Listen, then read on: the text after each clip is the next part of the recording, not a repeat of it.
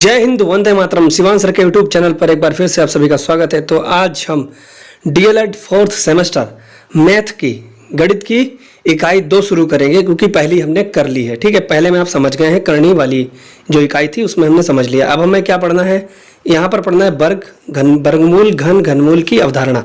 ठीक है, ये हमारा सेकेंड चैप्टर है। तो इसमें सबसे छोटी सी बात समझ लेते हैं कि जब किसी संख्या की घात 2 हो, ठीक है, कितनी घात हो, 2।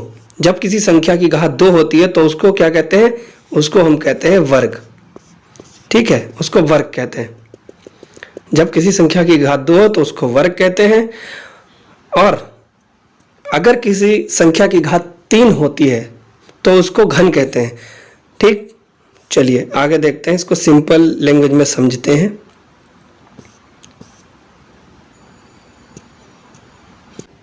चलिए अब हम सवाल देखते हैं। तो हमारा यहाँ पर तीसरा सवाल हमें क्या दिया कि वह कौन सी संख्या है जिसको यदि उसी संख्या से क्या करें, गुणा करें तो गुणनफल 25। ठीक है, 25 होता है। वह कौन सी संख्या है जिसको यदि उसी संख्या से हम गुणा करते हैं तो गुणनफल 25 आता है। तो आपको पता है कि 5 गुणा 5, ठीक है, 5 गुणा 5 हमारा क्या होता है, 25 होता है। हम सब जानते हैं। ठीक है, तो 25 किसका होता है, 25 का वर्गमूल 5 होता है। ठीक है, तो ये तो हमारा इतना सा हो गया, आप समझ गए होंगे। अगला देखते हैं, यहाँ पर हमें दिया है, ये देखो, हाँ ये देखिए, 5 का वर्ग 25 है। ठीक है, 5 का वर्ग वर्गीय हो गया और कितना होता है, 25। 25 कैसे, 5 गुणा 5 बराबर 25। ठीक, बराबर 25, ऐसे ही तो लिखेंगे हम जी, बिल्कुल सही कहा, ऐसे ही लिखेंगे। 5 का ये स्क्वायर अगर घात 2 है तो समझो वो वर्ग है। ठीक, उसका वर्ग, उसको कैसे लिखेंगे, 5 की घात 2 को 5 गुणा 5 लिखेंगे और 5 में 25 होता है। तो ठीक है, 5 का वर्ग 25 हो गया। और अगर हमसे पूछता है वर्गमूल, ठीक है, और ये 25 का वर्गमूल क्या होगा, 25 का वर्गमूल होगा हमारा, 25 का वर्गमूल होगा 5। ठीक, अगर घात दी हो, किसी संख्या की घात दी हो, ठीक है, यानी कि 5 की घात 2 दिया है तो ये हमसे पूछा है वर्ग, ये वर्ग हो गया, इसका 25 हो गया। ठीक, और ये जो 25 है इसका वर्गमूल 5 हो गया। बस इतनी सी बात है, आप लोग समझ जाएंगे, होशियार बच्चे हैं आप। अच्छा, एक सूत्र हमने पढ़ा, एक चीज यहाँ पर देखिए, ये 0 का वर्ग कितना होता है, 0 का, ये 0 दिया है, 0 का स्क्वायर है यानी कि वर्ग। 0 का वर्ग कितना होगा, 0 की अगर हम 2 बार गुणा करेंगे तो 0 ही तो आएगा। ठीक है, तो हमेशा याद रखना कि 0 का वर्ग 0 होता है, कभी कभी पूछ लेता है एग्जाम में। और हम सभी लोग पढ़ चुके हैं कि वर्ग का क्षेत्रफल, ठीक है, वर्ग का क्षेत्रफल क्या होता है, ये होता है भुजा स्क्वायर। भुजा स्क्वायर होता है हमारा वर्ग का क्षेत्रफल। ठीक, वर्ग का क्षेत्रफल होता है भुजा स्क्वायर, ये भी याद रखना, सूत्र काम में आएगा ये। अब आगे देखते हैं।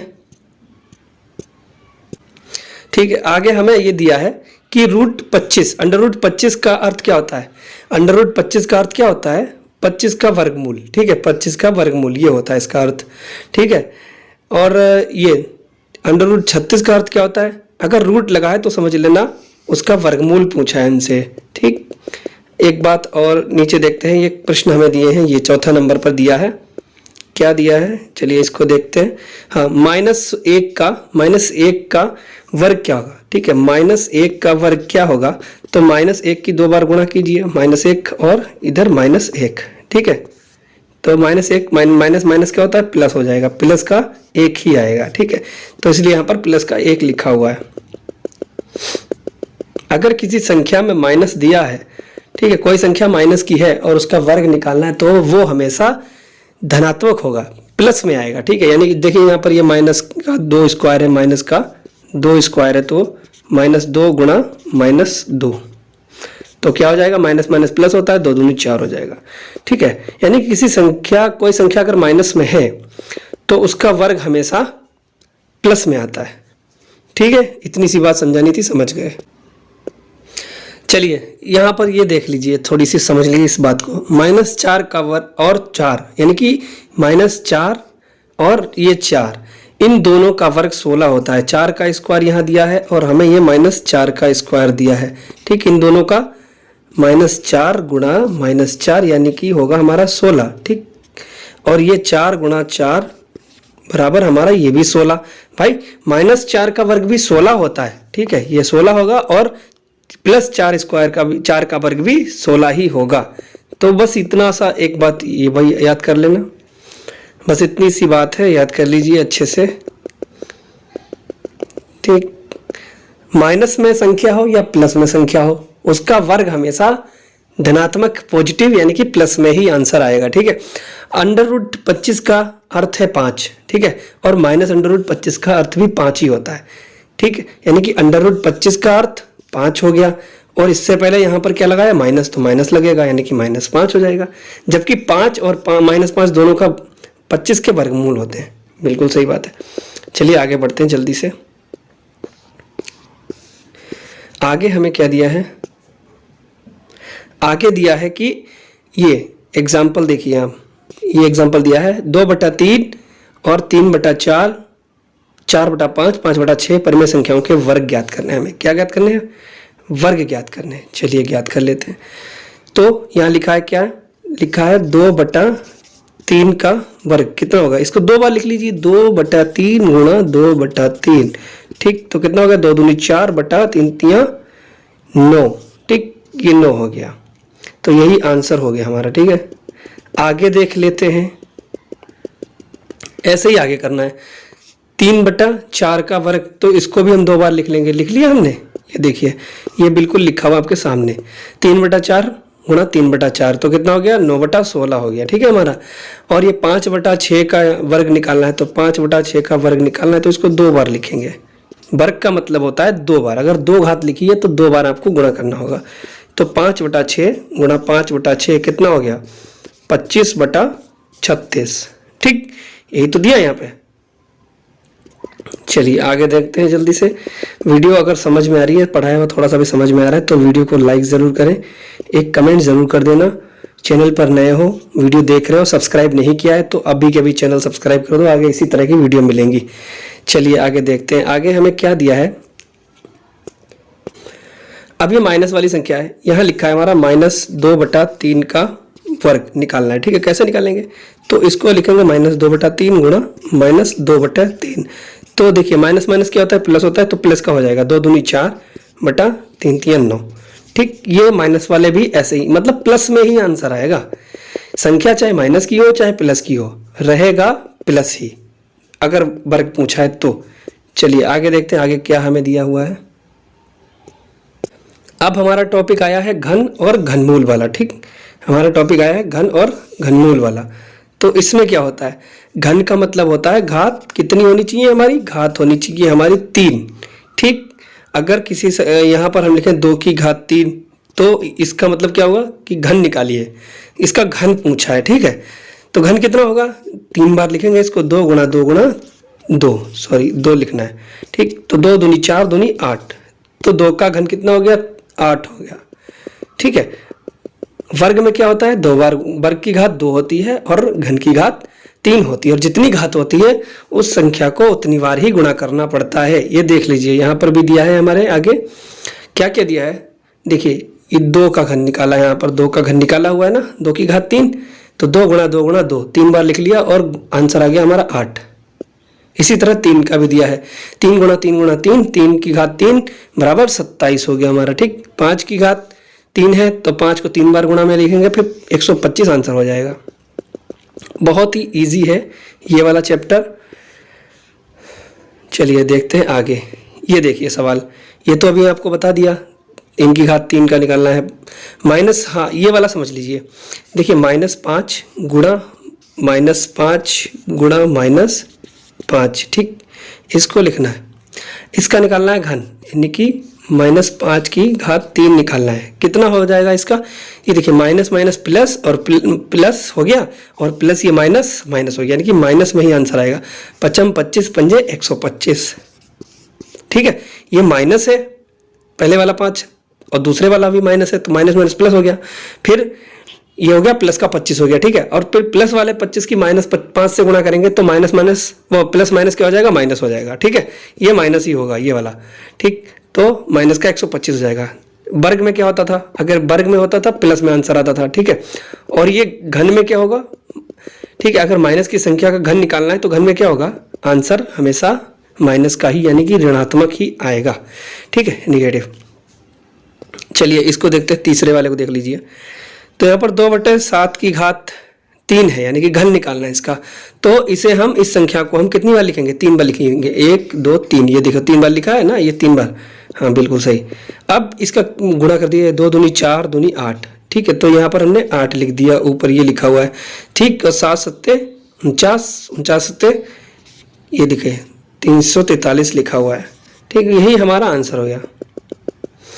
ऐसे ही ये नीचे दिया हुआ है चौथे नंबर पर, ये चौथे नंबर का आप देख लीजिए सवाल। इसमें भी -9/8 का घन निकालना है। आंसर हमेशा किस में आएगा? माइनस में। ये देखिए माइनस का ये आंसर दिया हुआ है और उतनी बार ही हम गुणा करेंगे, ठीक है। चलिए आगे देख लेते हैं।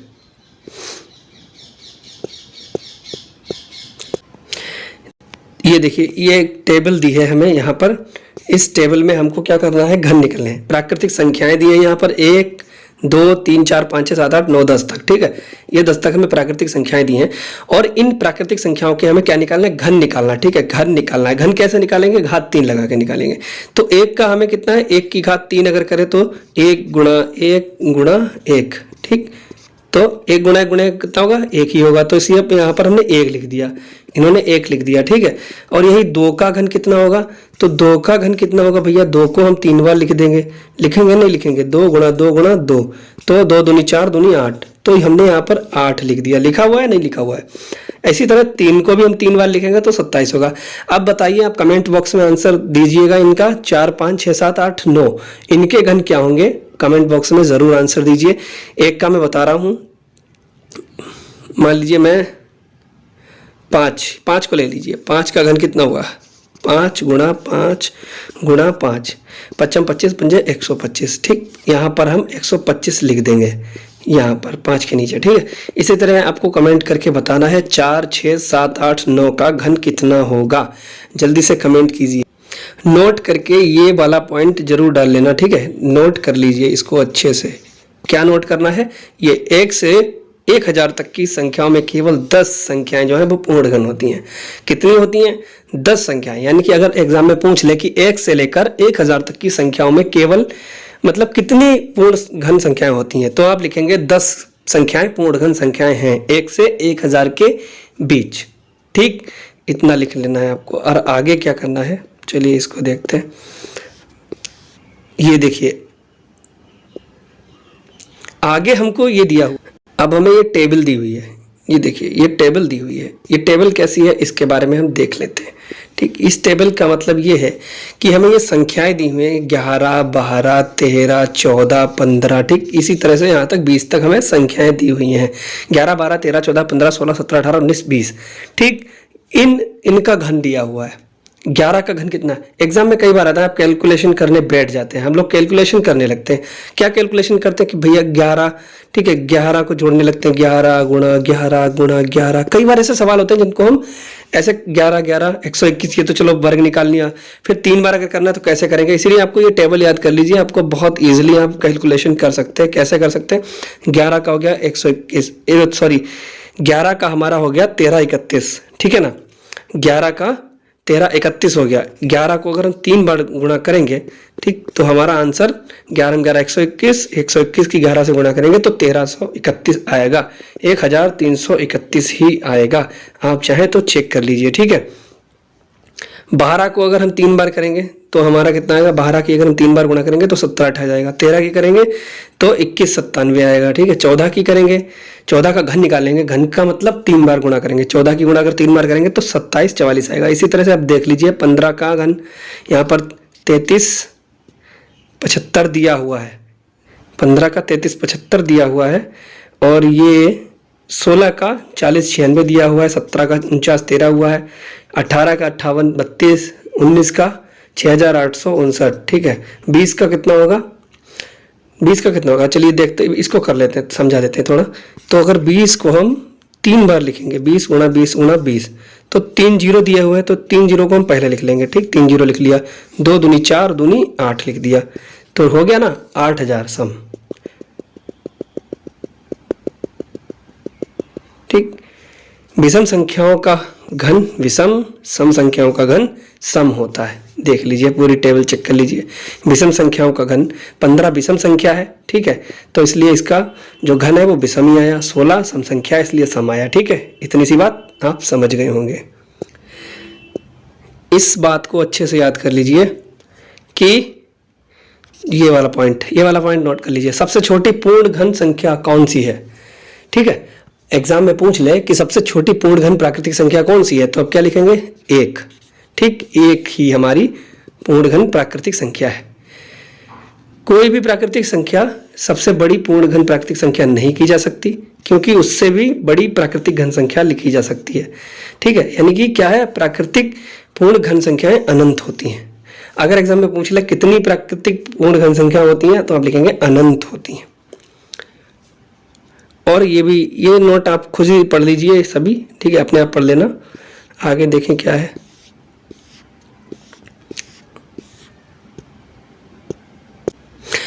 एग्जाम में अगर इस तरह से सवाल आ जाए, ये वाला, ठीक है, अगर इस तरह से सवाल आ जाए कि क्या 243 एक पूर्ण घन है, तो आप कैसे बताएंगे, तो आप इसको टुकड़ों में ऐसे कर लेंगे, ठीक है, 3 गुणा 3 गुणा 3, ठीक है।